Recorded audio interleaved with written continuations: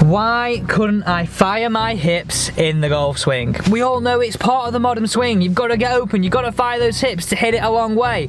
I couldn't do that. So I did some tests 2 weeks ago with Nat and you all saw that. You all really liked this video, or I should say that video. So this is a follow-up to that.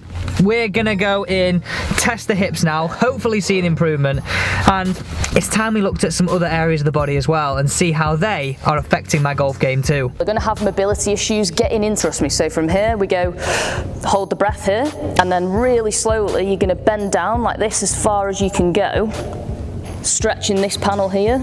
So straight away, there we go. It's a pass. Shoulder joints here, knees together, and then you're just going to take a turn as far as you can with your head, all the way around like that. And then back into the middle, and then obviously we've... What's the highest and what's the best? What's the lowest you've ever seen? So 36 is the highest. That's if we didn't pass any of the tests. Right, okay. So same as a golf handicap, 36 typically tends to be a higher handicap. The best handicap you can get is +7. Okay, so we're back in here. It's now we're going to test myself from last time. Yeah. Because apparently, well, we're going to do this at the end of the video. We're going to put all my stats through on a fitness handicap and give me a kind of... Is it a golf fitness handicap? Golf fitness handicap. So it's a rough score of how well you move, basically. I'm not looking forward to that. That could possibly be like upwards of 30, right? You think, potentially? I'm guessing now, I'm going to say 27 to 30. Wow. And if you think your maximum handicap's 36, we need to get that number down. Okay, so let's start off by testing what we did last time. Hopefully you've seen an improvement in this. And then we're going to look at 3 rotation exercises as well as doing the test that you can do at home to help improve that aspect. So each week we're going to work through a different area, hopefully get me in a bit better shape than not 35, or we'll see in a second or at the end of the video.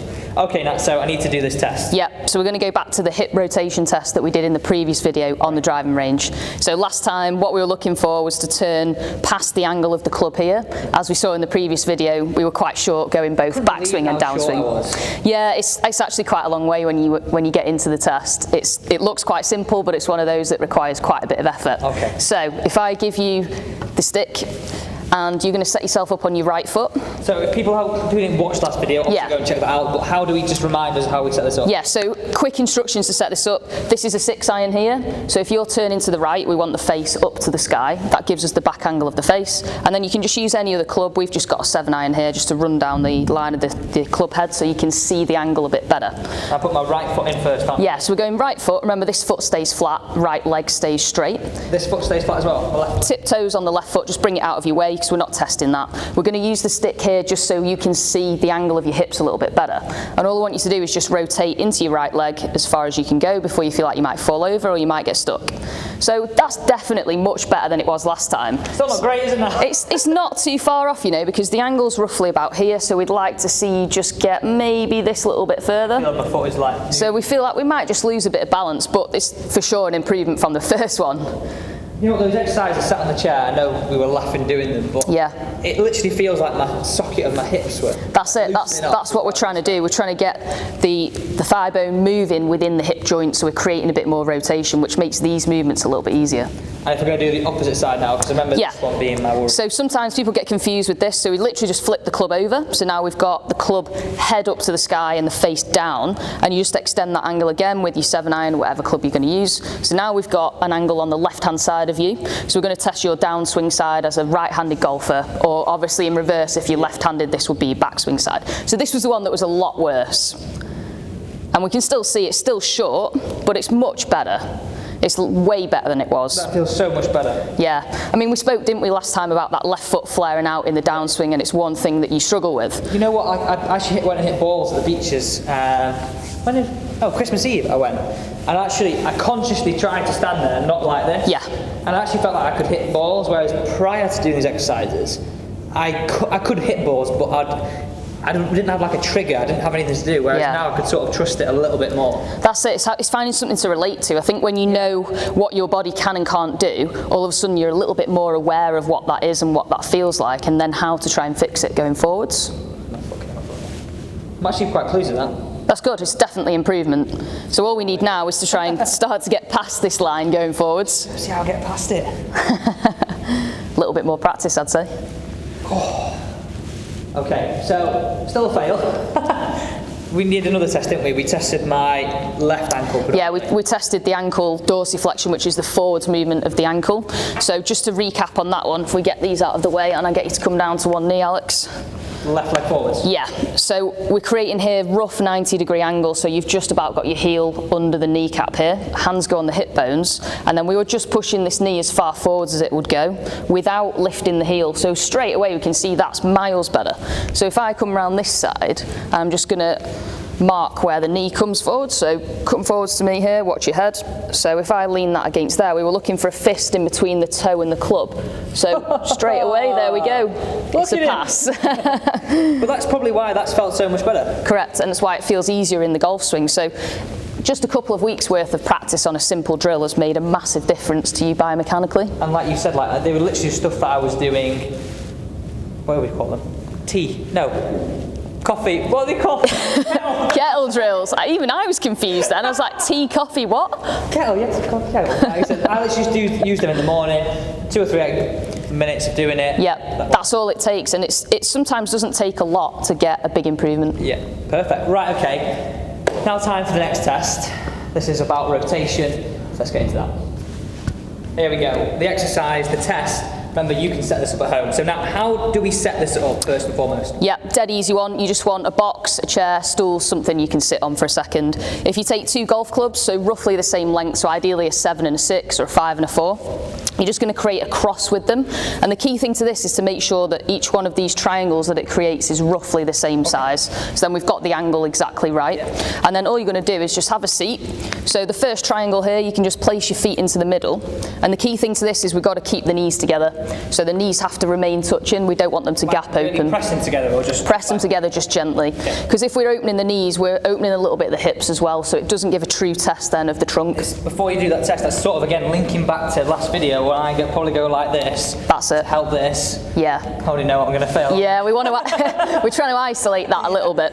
So either a driver, speed stick, a broom, whatever you've got that you can just hold over the shoulders, right on the front of the shoulder joints here, knees together, and then you're just going to take a turn as far as you can with your head, all the way around like that, and then back into the middle, and then obviously we do the opposite side as well. And we're looking to complete this test, you're looking to match the golf club. Ideally, we have to get past the angle again, so it's another tricky one. I know, it's quite harsh, this testing system. So remember, stick around to the end because Nat's got an app where we can put it all through and see what the real damage is. So just on the front, Alex, on the shoulders, that's it. So knees together, and then you just take a turn. I'd probably just bring this stick up a little bit, just so it's out of your way. So up a little bit higher on the shoulders, that's it. And then turn as far as you can. You're going to take your head with you. That's pretty good, you know. So we only need to get past this angle. So you're just about past it there, which is good. And then into the middle, if we have a look, turn into the left. This is the one that I know I'm going to fail. So knees together. And again, we can see that's slightly shorter, but it's not bad at all.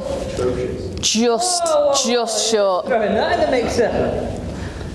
With a bit of pushing, you could probably get past it, but it doesn't feel natural. But if I was thinking about my golf swing, linking it back to last time, I know. Yeah. Like, it might sound silly this, and you might be watching it kind of going with this. When it's cold, down the way through feels 10 times worse for me. Yeah. So like right now, playing winter golf. Yeah. I'm like, feel like I've got no speed, no power, nothing. Yeah, and I suppose if we link that back to what we said on the previous video when we were on the driving range and we were looking at your golf swing, so one of the key things you were struggling with was getting through that left side. We think that's not just lower body, we have to take the shoulders, open them out and bring them round as well. So if we're struggling to rotate at that 45-degree angle, it's going to make that movement a lot harder in the golf swing. Okay, so I failed this one again. Cheers, Nat. Okay, so what are the best, let's go 2 exercises, 3 exercises that people can do from home, because I think I've seen a massive benefit of just doing the other ones at home, not necessarily having to go to the gym. It's a lot of time in our day. Yep. What 3 exercises can we do at home to get this better? Okay, so we've got 3 exercises. These are all quite basic and quite simple. What I'm going to do is, these involve coming down to the floor. Okay. So we're going to do a couple of different positions. One's probably a bit more tricky in terms of getting down, so if we've got senior golfers, they might want to take the easier route with this. So the first one that we'll do is just coming down onto the floor onto hands and knees, and all we're going to do is start to try and rotate the rib cage left and then right as well. So your positions are quite simple. So we come hands and knees here, nice straight back. If I put my hand on my temple, all I'm going to do is try and rotate like this up to the ceiling as far as I can, keeping the rest of my body still. So I'll turn like this and then back to the start. How quick should people do that? Because I've seen a few people ask questions about these stretches ones. How quick? How many? Yeah, what's the pace? Yeah. So I think with a lot of the mobility drills, it's just like a smooth pace. You know, it's not strength work or speed work at this point in time. So you're looking for quality of motion. So every time you make a movement, you're trying to expand on what you can do. So it's just pushing yourself a little bit further than what you can currently do without it being painful. Okay. It's a bit painful. She says. So knees just hip. That's it, knees just under hips, hands just in front of shoulders, hand on temple. So now you've got this angle from the elbow and the forearm. And if I just say this right arm stays really strong to the floor, and you're going to rotate the rib cage and the elbow as one, and look, and in your head, you're trying to lift this a little bit further. Yeah, I am. Without shifting the hips too much. That honestly feels so tight. Yeah, it really highlights here where, if I just get you to hold here, Alex, for a second, this side of the rib cage here where it gets quite tight through most people. I'm feeling it tight through like the middle of my back. The lower back where it's kind of clinging on a little bit for dear life. All this video is doing is highlighting how bad I am in flexibility in good golf. Well, just think maybe by the summer, you might be able to move. That's it, so just a nice smooth turn, and I say rep-wise with this 10 to 15 is normally pretty good.